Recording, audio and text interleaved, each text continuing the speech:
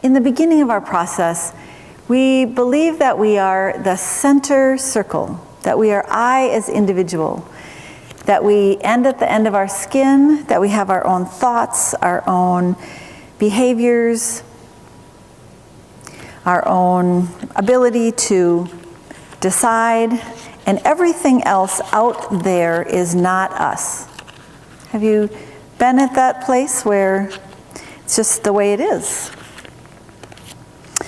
So if we live in this consciousness, this I as individual consciousness, we can sometimes feel alienated and only trust ourselves. We experience others as separate and categorized, and there's sort of an ongoing judgment of each person relative to our own perceived status. There's an underlying belief in scarcity, a sense that any help we give each other must come from a finite pot. For example, I have a fish and you are hungry. Living with a limited viewpoint of I as individual, I feel like my only choices are I have a fish and eat it and you go hungry. I give you my fish and I go hungry. Or we both share it and we're sort of unsatisfied. Mm-hmm. Service from people living in an I am individual, whether in our homes or at work or on a volunteer project, can come from a desire for personal gain and have strings attached. There can even be a sense of debt owed by the receiver or the giver, and a belief by the giver that he or she is entitled to impose their viewpoints on the receiver. So there's a real incentive to continue our development and move into this next phase of development, which is I as interconnected. If you live in the world, I'm betting that almost everyone in this room does, where you understand that you're connected to everything else. We still have I as individual. We don't go anywhere in that capacity. But in addition, we understand that I feel differently in my body when I'm at the Mall of America than I do in my favorite park. Right? There's a connection. I might feel in my body an emotion that you're feeling, right? Or some intuitive, synchronistic idea comes in and 3 times and you pick up the phone and call someone. Like you really can feel your interconnectedness through the morphic field, through that interconnected web of consciousness. And the beauty of that, back to love in action, is that our capacity to be of service in the world is amplified exponentially. So in I am interconnected, we have a wider access to the sea of consciousness and the connections it contains when we serve. We all have the innate capacity to join the work for the whole while embodying our own life purpose. When we are living in I am interconnected, our beliefs move from scarcity in lower consciousness to abundance. We realize there is more than enough for everyone if we contribute what makes our hearts sing from our essence and authenticity. Here, when we set an intention to create solutions, we may notice an insight in something we read, in our dreams, or in our conversations. Innovation and creativity arise in ordinary and extraordinary ways. Magic happens, you know?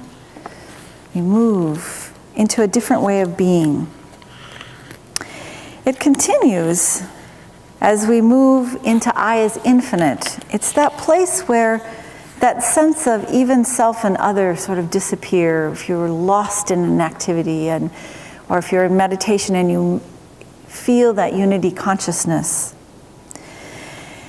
When you have tapped into that level of being, in the I am infinite level of consciousness, we can live as pure awareness and radiate our presence. We are catalysts for transformation in every moment. Have you ever been around someone you just can feel their presence? I remember the first time I saw the Dalai Lama was at the basketball stadium. And I walked in and it was like walking into something I could cut with a knife. The whole room was full of this, I don't know, thickness of his presence. It was stunning. We become catalysts for transformation in every moment. Service while living as I am infinite ceases being an activity and becomes an embedded way of living, a natural outpouring of expression with every breath. This is the ultimate service. You wander and miracles happen.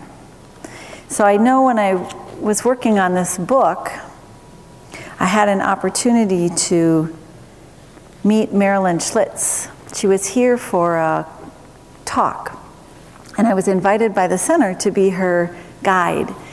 And the week before that, my publisher, Paragon House, had said, you need to start getting endorsements. And I'm like, oh, you've got to be fucking kidding me. I don't want to, I mean, it's bad enough to be writing the book and send it out there. How do you get endorsements? I mean, seriously. But yes, you know, here we are, a couple days later, get an invitation from the U to wander around with Marilyn Schlitz for 2 days, and at the end of it, she gave me an endorsement.